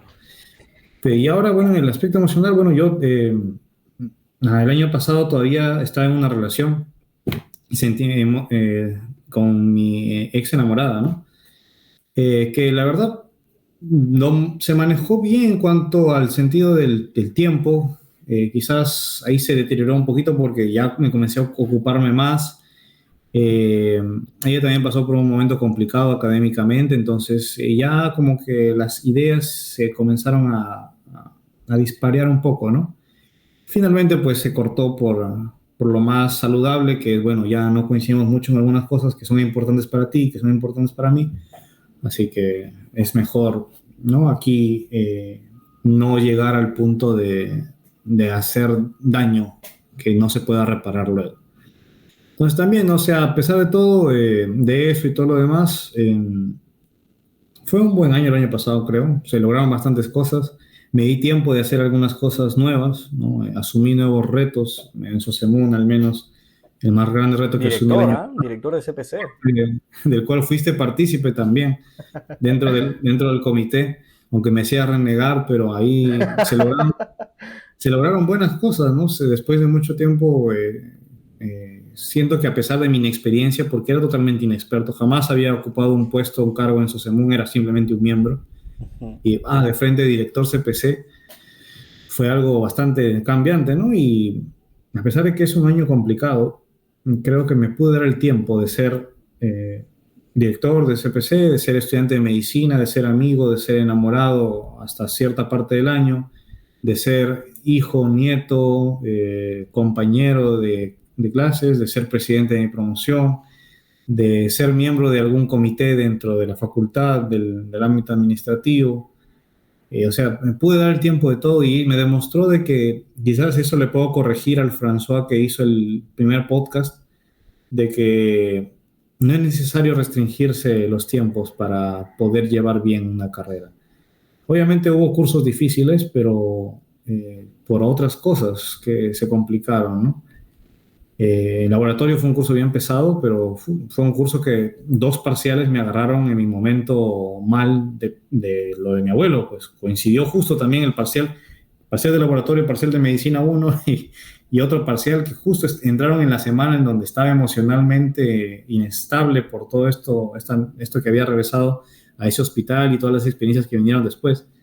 Entonces fue un curso donde también me golpeó feo. Y patología, bueno, que pasó otro tema también a nivel familiar, que también me desestabilizó un poco en una de las unidades, pero ya en la tercera se repuntó con todo, ¿no? Y todo bien. Entonces, creo que cada uno puede darse su tiempo, ¿no? De hacer las cosas, de salir con sus amigos, de incluso de tener enamorada o enamorado si es que lo desea, ¿no? Si es que cree que puede ser o no, ¿no? O sea, no es Sí. obligación estar con alguien para sentirte completo y feliz, Aquí pero una, sí que puedes acompañar a alguien a vivir su vida también, ¿no? claro, Si es que hay la oportunidad.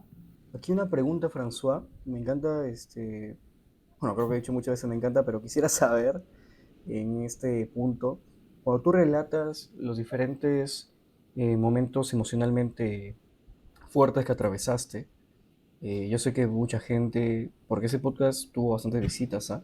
Y me acuerdo Te lo que banearon porque se me escapó por ahí alguna palabra. claro, no me puede monetizar, pero bastante gente relataba y me contaban, ¿no? Por interno, oye, François, qué bacán, ¿no? Cómo se expresa, cómo relata. Y muchas veces, yo, por ejemplo, cuando me has comentado que le has tenido miedo, en primera impresión a un doctor, yo he dicho, ¿qué? Y mucha gente también lo va a decir. O sea, yo pensaba que no le tenías miedo a nadie o a nada, ¿no?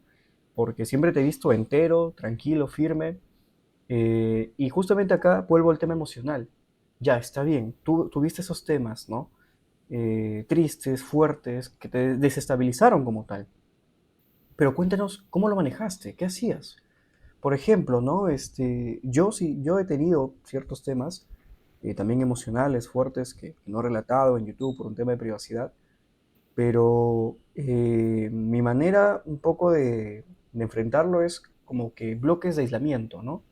O sea, trato de separar mi mente y digo, si me toca estudiar, está bien, tengo ese tema, pero si lo enfrento ahora, me la voy a pasar triste todo el fin de semana y al final no voy a poder estudiar para ese parcial que tengo el lunes, ¿no? Entonces yo trataba de manejarlo de esa manera. Y ya en su momento, luego el parcial, ya, puedo comenzar a escribir. A mí me ayuda bastante a escribir. Siento que es una forma de poder liberar eso que uno guarda, ¿no? En los momentos de más tensión que he tenido, más problemas familiares, interpersonales, he escrito a mano, ¿no?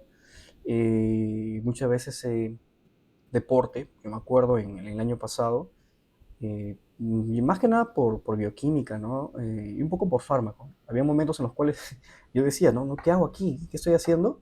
Y yo salía a correr. Salía a correr desde mi casa, tú sabes dónde queda, hasta Claretiano, y de vuelta, eran 5 kilómetros, ¿no? Sí, es Y, bastante. y eran 11 de Sí. la noche, 11 de la noche. Entonces era como un tema de liberación, me daba un baño y regresaba a estudiar. Entonces, ¿cómo hacías tú para atravesar estos temas emocionales desestabilizantes, François? Ya con eso vamos culminando, te escucho. Bueno, es muy sencillo aislarse, ¿no? Es muy sencillo. En mi caso es difícil porque estoy constantemente aislado porque vivo solo. Entonces, no puedo tomar como una salida a aislarme porque ¿a dónde más me aíslo? Si ya llego a mi casa y no hay nadie. Entonces, quizás no por ahí vaya. Obviamente sé que en algún punto a veces es bueno porque de una u otra manera sí me aislé un poquito. No de que en mi casa, pero sí en la universidad era como que no es que no me juntaba con nadie, sino que estaba inusualmente callado, ¿no? Entonces, prefería evitar conversar porque de repente se tocaba el tema del hospital, de la paciente y esto, y mi mente se volaba, ¿no? Entonces, pero tampoco es que lo esquivé por completo. No, yo sí lo enfrenté. Cuando pierdes un familiar, que como es mi caso y creo que cualquier persona que lo ha perdido un familiar cercano, quien había un vínculo más que de sangre emocional, se da cuenta de que es importante enfrentarlo en su momento, no posponerlo mucho. Y si tienes que llorar, si tienes que desahogarte, hazlo. Yo me acuerdo que una de esas veces que fui a ese hospital, eh, regresé en el micro porque mi bicicleta la dejaba en la facultad y luego tomaba micro al hospital porque no había donde dejar mi bicicleta Otro del cerca. team bicicleta. Ojalá más gente use bicicleta. Usen bicicletas. De verdad es liberador, Es hermoso. es muy liberador salir de una clase estresante a las 7 de la noche y regresar manejando a tu casa. Te desestresas y llegas a tu casa tranquilo o más tranquilo de lo que podrías ir si es que vas en un micro lleno de gente o en un taxi con música y sentado sin que el aire toque tu cara o sin hacer algún tipo de otra cosa que sobrepensar las cosas, ¿no? Cuando manejas bicicleta tienes que estar atento en la pista, especialmente en Trujillo, que cualquier carro puede pasar y te mata. Entonces, tu mente se distrae con otra cosa. Bueno, volviendo al tema. Yo regresé, estaba regresando en micro y me llegó un mensaje de uno de mis amigos, que es uno de los que está, el que está fuera del Perú. Ujú. Yo, Dayel. yo lo había saludado por su cumpleaños, Ujú. porque había sido, no, su cumpleaños no. ¿Por qué le había saludado? Por algo. ¿Él es No me Dayel? acuerdo. Sí, Tayel, pero Nos no era por hospedó. su cumpleaños, su cumpleaños es en noviembre. Ya. Por algo le había hablado. Ah, Ujú. ya, había encontrado a su mamá. Su mamá es enfermera en ese hospital. Entonces, la había encontrado y ya, pues ahí surgió la chacota y a fastidiar en el grupo donde tenemos de nosotros, ¿no? Ahí encontré a tu mamá ahí en el hospital y a fastidiarlo, bueno. Claro. Pero yo había dejado ese mensaje en la mañana y en la noche es cuando él me envió un audio. Yo vi ese audio y ni siquiera sabía de qué era el audio, ni siquiera sabía que me había respondido algún mensaje al privado de lo que había hablado ahí. Y inmediatamente me quebré, o sea, fue algo que me veías ahí al fondo del micro, con mi mochila, abrazando mi mochila, mi esteto en el bolsillo, mi celular en el otro, con mi scrub y mi mascarilla, sollozando, no llorando, pero sí sollozando. Entonces fue un quiebre de liberador. Y encima de eso hubieron problemas porque se malinterpretaron algunas cosas. Yo regresaba al hospital Encima hubo una pequeña discusión de las que a veces se puede tener con tu enamorada, ¿no? Pero, o sea, justo encima vino eso, o ya era como que fue el momento preciso para explotar, pero no exploté a grandes cosas, sino llegué a la facultad, me fui a la Alameda, me eché en una banca y simplemente me puse a mirar el cielo y ya está. O sea, me liberé de muchas cosas, lo enfrenté de cierto modo y aprendí, y entendí de que quizás tenía que ser así para poder forjar un poco el espíritu, ¿no? Que a veces se torna de barro y se derrite. Forjarlo un poquito no hace daño.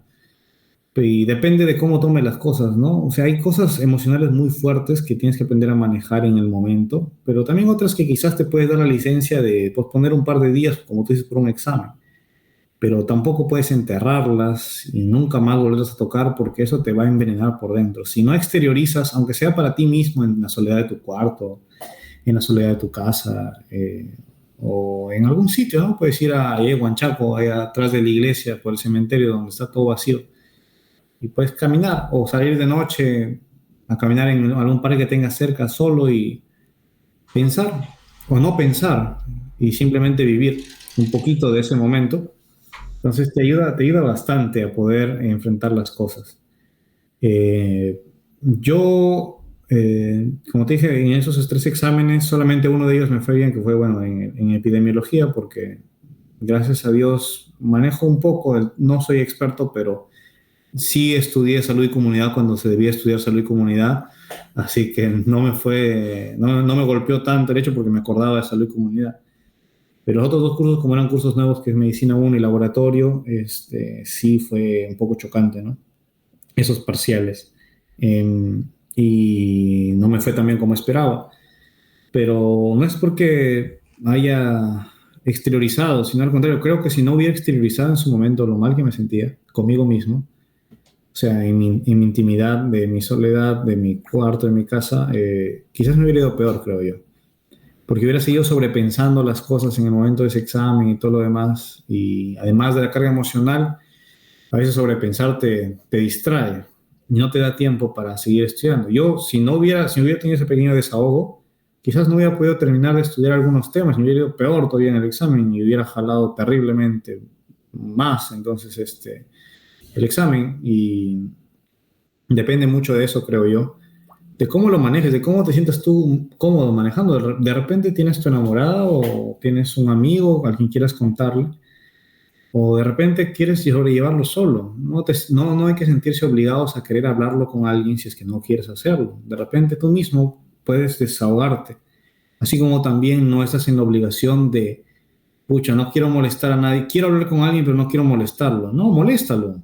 Si es tu amigo, va a estar encantado de que lo molestes, de que le quites un poquito de su tiempo para que te escuche y para que saques toda esa mochila pesada que tienes ahí encima y puedas continuar con tu día con un poquito menos de carga, ¿no? Que no desaparece un día para otro, pero con un poquito menos de carga que ya te ayude a no andar encorvado, sino ya un poco más firme hacia adelante, ¿no? Por decir una metáfora. Entonces, yo creo que ese es el sentido de enfrentar las cosas emocionales. Yo, si me preguntas a mí, yo prefiero enfrentar las cosas en su momento, no dejar pasar mucho tiempo. Pero sé que también a otras personas les puede servir de repente, hay algo muy importante cerca, patear un poquito el tema y ya apenas termine esa cosa importante, hacerlo, ¿no?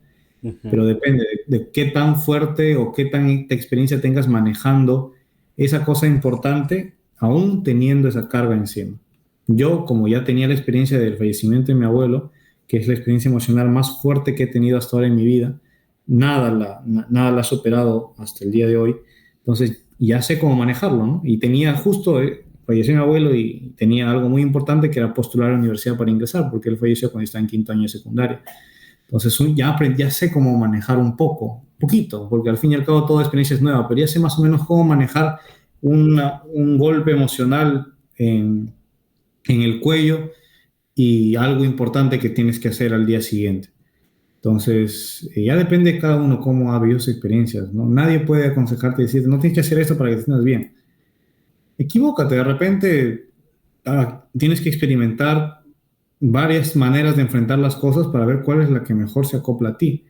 Porque si tienes miedo de enfrentarlas, nunca vas a saber cómo luego reaccionar en un momento crucial de tu vida, ¿no? Para poder manejar esos situaciones emocionales, buenas, malas, pero al fin y al cabo fuertes. Ajá. Mira, rescato bastante tu punto. Mencionas que te encuentras con cierta mayor preparación emocional, ¿no? Para ese tipo de situaciones, pero creo yo que uno igual no está nunca preparado para el fallecimiento de alguien cercano, ¿no? Uno podría soportar esa experiencia, pero igual es creo que nuevo como tal. Bueno, François, no te dejo en paz todavía, no te dejo en paz. Quiero hacerte dos preguntas últimas y te las voy a plantear Dale, dale. así de una, ¿ah? La última que quiero que me respondas es a quién nominas para el próximo Voy a episodio, pensarlo. ¿vale? Pero antes de esta, es una pregunta más que nada personal, me interesa bastante a mí. Yo sé que me has respondido un poco por WhatsApp, pero quiero conocerlo. Si tú cursases este año 2024, el cuarto año de medicina, con todo lo que ya has llevado el año pasado, y te das cuenta que te queda el mes de febrero, ¿no? Y estos días de enero, pero el mes de febrero principalmente, ¿qué harías? ¿Qué estudiarías? ¿Videos? ¿Libros? Más o menos. ¿Cuál sería tu estrategia? Porque Para claro, cuarto año. para cuarto año, exacto. Ya en base a haberlo llevado. No consejos específicamente de cómo estudiar, no, no, no. Sino qué es lo que yo me dedicaría a consumir o aprender o a leer como mínimo. Ya sea, por ejemplo, si tú consideras que medicina uno, patología y, no sé, laboratorios son los más pesados, ya entonces así, simplemente, bajo tu enfoque. Si yo tuviese el año pasado la oportunidad de llevarlo de nuevo con un mes de anticipación, ¿qué haría en este mes que es febrero con 29 días como tal? Y luego me Mm, contestas la segunda pregunta claro. y terminamos. Te escucho.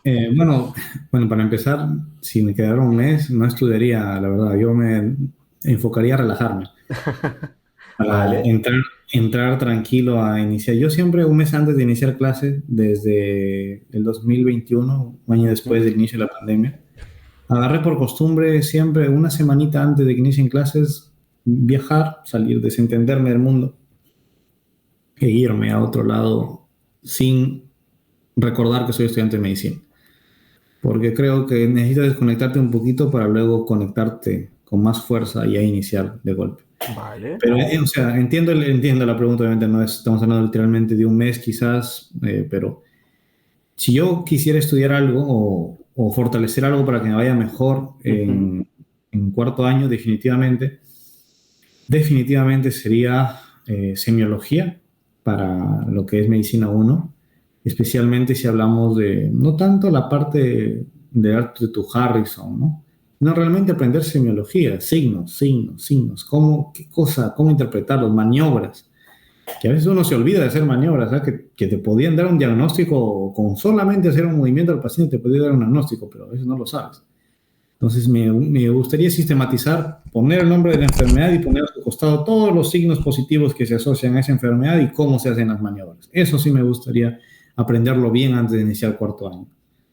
Y otra cosa es no caer en el supuesto de que ya pasé primero, segundo, tercero. Sí me acuerdo de mis ciencias básicas. O, por ejemplo, decir, no, o sea, como dicen algunos que hasta hoy yo soy gran enemigo, quizás un poco parcializado, pero decía, no, genética, ¿para qué? A mí genética me salvó en la tercera unidad, porque las dos primeras semanas fueron de patología, es decir, fueron full genética y biología molecular, señalización molecular. Entonces, te salva de que ya no tienes que estudiarlo todo de golpe, ¿no? Ya tienes tu base. Obviamente, si no lo has hecho, hazlo ahora, estás a tiempo de poder darle una leída a tus diapositivas, mínimamente las diapositivas que tengas de genética, y de ahí simplemente seguir para adelante, pues, ¿no? Ujú. Entonces, yo considero que haría esas dos cosas principalmente, ¿no? Y bueno, eh, quizás algo también, una última cosa, que en cuarto año vas a tener que hacer tu trabajo de investigación en epidemiología, así que anda pensando en una idea, ¿no? Que sea factible, porque hay muchas ideas buenas, pero Ajá. como estudiantes a veces tenemos recursos y tiempos limitados. Claro. Entonces anda pensando bien qué es lo que quieres investigar. Y Ujú. eso básicamente serían tres cosas bien puntuales que me hubiera gustado hacer antes de mi cuarto año, que quizás no las hice en su momento. Muchas gracias, François. Muchas gracias, bien puntual, bien preciso. Sé que esto va a ayudar a no solamente a estudiantes de la UNT, sino a nivel nacional, a nivel internacional, ¿por qué no? Y bueno, finalizamos, estimado amigo. ¿A quién nominas? ¿Quién te gustaría ver aquí conversando, aportando su experiencia, sus conocimientos, tips, yo qué sé, cualquier cosa? ¿Quién te gustaría nominar? Estoy interesado en saber. Bueno, yo en estos últimos años me he dado cuenta que estudiar medicina también implica creerse a veces, alucinarse, digamos, no creerse, alucinarse un poco científico. No, a mí me gusta bastante la parte de la investigación, creo que cualquier persona que me conoce lo puede decir, ¿no? No soy un erudito ni un experto en investigación, pero me gusta, ¿no? Si en algo puedo aportar o algo puedo hacer, siempre estoy ahí presto para hacerlo. Y yo creo que es algo que pocos conocen, no creen que el estudiante de medicina está metido todo el día en el hospital y en sus libros, pero también es un buen complemento investigar y sobre todo aprender a utilizar la ciencia en general como parte de tu carrera. Hay un estudiante, quizás algunos lo conocen, quizás otros no. Fue en su momento reconocido por la universidad por ser el primer estudiante en pregrado en recibir un grado de investigador con CITEC, RENACIT. Y ahora pues es un investigador hecho y derecho, ¿no? Que también está terminando de afinar su formación, pero yo lo considero bastante completo en realidad. Ahora es presidente de Socemun, tiene un tremendo futuro por delante y creo que es esa experiencia porque a veces hay estudiantes de medicina que se dedican a la investigación y solamente se dedican a la investigación luego de ser estudiantes. Ya no son médicos, sino son investigadores. Pero por lo que he conversado con él en realidad lleva mucho de la mano el hecho de ser estudiante de medicina y querer ser médico, pero también querer ser investigador. Y lo maneja bien, ¿no? O sea, ha encontrado ese punto en donde no solamente se va a dedicar a la investigación y no solamente se va a dedicar solamente a la medicina clínica. Así que bueno, yo nomino a mi estimado presidente, mi jefe, a Jerry Benítez Mesa, para que pueda venir y contar un poquito acerca de cómo esa actividad extracurricular, que a veces lo podemos decir que es investigación, se ha convertido en algo tan importante para un estudiante y médico, para mantenerse siempre actualizado y sobre todo ejercer algo que ahora está muy de moda, pero no debería estar de moda, sino debería ser una ley, que es la medicina basada en evidencia, ¿no? Ya mucho tiempo hemos estado haciendo la medicina basada en la tradición, ¿no? De que así se ha hecho siempre y así se va a hacer. Bueno, ahora tenemos el acceso infinito a la información, así que creo que es la mejor persona para poder hablar de ese tema y de repente dar otro aspecto de cómo manejar las cosas, ¿no? Porque debe ser bien pesado dedicarse a la investigación, porque él se dedica a la investigación siendo alumno de pregrado, o sea, como un trabajo prácticamente, y Ujú. aparte estudiar medicina.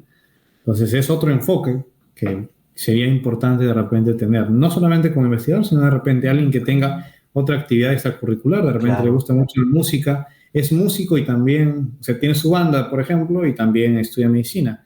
O de repente tiene algún negocio, un emprendimiento, pero también estudia medicina, ¿no? Si no, quiero lo pongo desde el punto de vista de que de repente puede ser enriquecedor porque estas dos actividades están ligadas, ¿no? Que es claro. medicina e investigación. Muchas gracias, François. Una nominación muy buena. Sí, he conversado una que otra vez ligeramente con Jerry, pero bueno, voy a tratar de convencerlo para que se encuentre el día de Ojalá aquí. que Yo espero que sí, pero ya dependerá de él. Y bueno, queridos oyentes, muchísimas gracias por ver. Realmente es un placer, tanto François como para mí, poder relatar, poder contar. Recuerden que el propósito de este podcast de Aspirina Cast, ¿no? Es de poder ver a los estudiantes desde otra óptica, ¿no? No el estudiante tal vez que tiene ese estigma de ser serio, de únicamente dedicarse a estudiar, de únicamente dedicarse a sus libros, sino que también tenemos una vida aparte de esto y una vida que busca compartir, que busca facilitar conocimientos, experiencias, para que tal vez cuando ustedes atraviesen estos obstáculos puedan esquivarlos, ¿no? Y no chocarse frontalmente como lo hemos hecho varios de nosotros.